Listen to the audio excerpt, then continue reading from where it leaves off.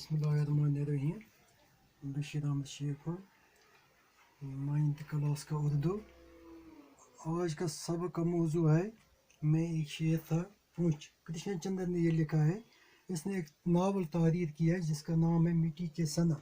इसी से उसने ये शेर पूछ का जिक्र किया है। जब वो छोटा था अपने वालिद के साथ, उसका वालिद उसकी ट्रांसफ़र हो गई थी पूछ, तो वो आ गया था पूछ ड्यूटी के लिए।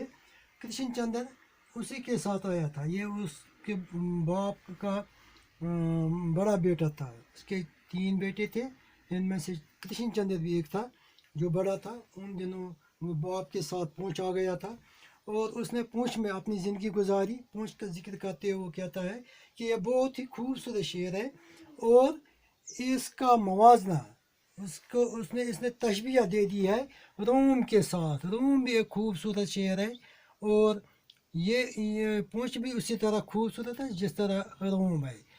कृष्ण चंद्र कहता है कि मैंने तालीम वहाँ पढ़ी। उस वक़्त इस शहर की आबादी 30,000 थी। 30,000 लोग इसमें रहते थे और मैं उनके साथ, इन लोगों के साथ इस तरह घुल मिल जाता था कि मुझे इन सब का हुलिया, उनका नाम, उनका रहन सहन का तरीका, ये सब मुझे आज भी याद है। अब आगे इस सबक में ये कृष्ण चंद्र में कहता है कि देखो, एक दिन मैं बाप के साथ शाही महल में गया क्योंकि बादशाह बीमार हो गया था, तो इलाज करने के लिए उसका बुलावा आ गया था। वो शाही महल में गया, मैं भी उसके साथ गया। तो बाप ने इस राजा की, उस बादशाह की वो खबर भी ये इलाज करने के लिए कहा। तो मैं दूसरे कमरे में गया, वहाँ कुछ लड़के थे, मैं उनके साथ खेलने लगा। उन लड़कों में एक बावर्ची का बेटा था, 2 राजकुमार थे और उनका एक चचाजाद भाई था और मैं था। खेलते खेलते हमने क्या किया, उन लड़कों ने खेलते खेलते उन्होंने अपने जेबों से चीज़ें निकाली और वो देखने लगे। उन्होंने मुझे दिखाई। एक ने जेब से एक पत्थर निकाला जो उसने बेजोड़ दरिया था। एक दरिया है वहाँ पूंछ में, उसको बेजोड़ दरिया कहते हैं।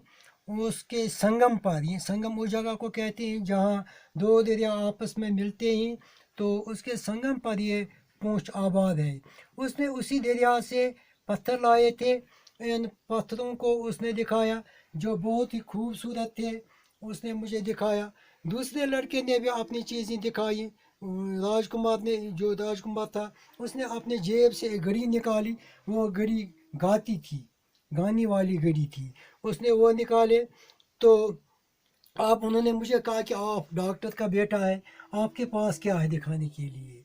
मैंने उनको क्या कहा, मैंने कहा कि मेरे पास कुछ नहीं है। उन्होंने कहा नहीं, कुछ न कुछ होगा आपके पास, आप डॉक्टर के बेटे हैं, आप भी दिखाओ कुछ। तो मैंने डरते डरते टटोल कर अपनी जेब से एक चाकू निकाला। वो चाकू मैंने अपने आबाई वतन वज़ीराबाद से निकाला है। वज़ीराबाद का चाकू बहुत ही मशहूर था उन दिनों, तो मैंने वही निकाली। मैंने उनको दिखाई। इस चाकू का जो हत्थी था वो एक हाथी के दांत का बना हुआ था। मैंने उनको दिखाया और इस चाकू पर 3 फल थे। फल, फल किसको कहते हैं? फल मेवे को भी कहते हैं, फल उसको भी कहते हैं जो चाकू का होता है जिससे वो चीज़ें वगैरह काटते हैं, उसको भी कहते हैं। तो मैंने उसको दिखाया, इसको तीन तीन ये थे, वो फल थे। मैंने उनको दिखाया, लेकिन वो एक ही स्प्रिंग दबाने से बारी बारी खुलते थे वो तीनों। तो जब उन्होंने देखा वो बहुत ही खूबसूरत लगता था, तो वो बहुत हैरान हो गए उसको देखकर। इन्होंने उसको मेरे इस हाथ से छीन कर ले लिया। तो राजकुमार आपस में लड़ने लगे। एक ने कहा ये मैं रखूँगा, दूसरे ने कहा मैं बड़ा बेटा, बड़ा राजकुमार हूँ, मैं रखूँगा। तो उनको आपस में झगड़ा हो गया इस पर। मैंने कहा ये मेरा है, आप क्यों झगड़ते हो इस पर, ये आपका नहीं है।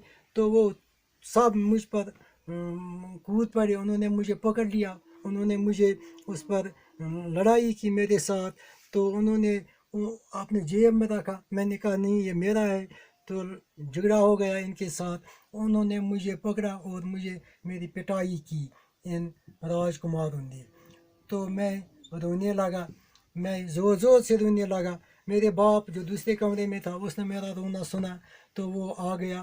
اس نے کہا کہ کیوں آپ ان کے ساتھ جھگڑتے ہو, کیا بات ہے. میں نے سارا واقعہ ان کو اس باپ کو سنایا. میں نے کہا کہ انہوں نے یہ چیزیں دکھائی, میں نے یہ چاقو لایا تھا اپنے گاؤں سے, تو میں نے ان کو یہ چاقو دکھایا تھا. یہ چاقو باپ نے اس کو دیا تھا ایک دیوالی پر تحفے کے بدلے چاقو دیا. جیسے ہم کسی عید پر یا دیوالی پر یا کسی دن اپنے بچوں کو کچھ چیزیں دیتے ہیں, اسی طرح باپ نے اس کو کرشن چندر کو یہ چاقو دیوالی پر دیا تھا تحفے پر. تو کرشن چندر کہتا ہے کہ یہ مجھے بہت پیارا لگتا تھا یہ چاقو, میں اس کی بہت رکھوالی کرتا تھا, میں اس کو اپنی جان سے پیارا رکھتا تھا, سمجھتا تھا. تو اسی وجہ سے میں ان کو چاقو دینا نہیں چاہتا تھا, لیکن انہوں نے چھین کر لے لی اور وہ میری پٹائی بھی کی. تو باپ نے جب اس کا رونا سنا تو وہ آ گیا کمرے میں, اس نے سارا واقعہ سنا. تو اس نے کیا کیا, اس نے اپنے بیٹے کی پٹائی کی, اس نے بیٹے کی پٹائی کی. بیٹا رونے لگا زور سے. اس نے باپ سے کہا کہ ایک تو قصور ان کا ہے, انہوں نے مجھ سے یہ چھین لیا ہے, دوسرا تو آپ مجھے ہی پٹائی کرتے ہو. تو باپ نے کہا دیکھو آپ راجکماروں کے ساتھ جھگڑتے ہو, یہ راجکمار ہیں, یہ ہمیں سزا دیں گے یا آپ کو سزا دیں گے, تو آپ ان کے ساتھ کیوں جھگڑتا ہے.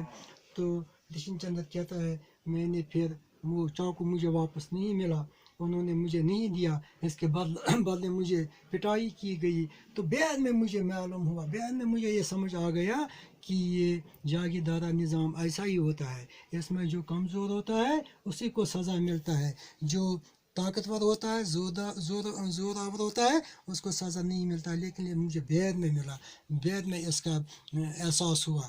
اس طرح سے یہ ناول جو کرشن چندر نے پونچھ کے بارے میں لکھی ہے یہ یہاں ہی ختم ہوتی ہے, اور یہ سبق کا عنوان یہ ہے کہ یہ جاگیردارہ نظام تھا, جاگیرداری میں ایسا ہی نظام تھا جہاں کمزوروں کو سزا دیتے تھے اور جو زوردار ہوتے تھے ان کو کوئی نہیں پوچھتا.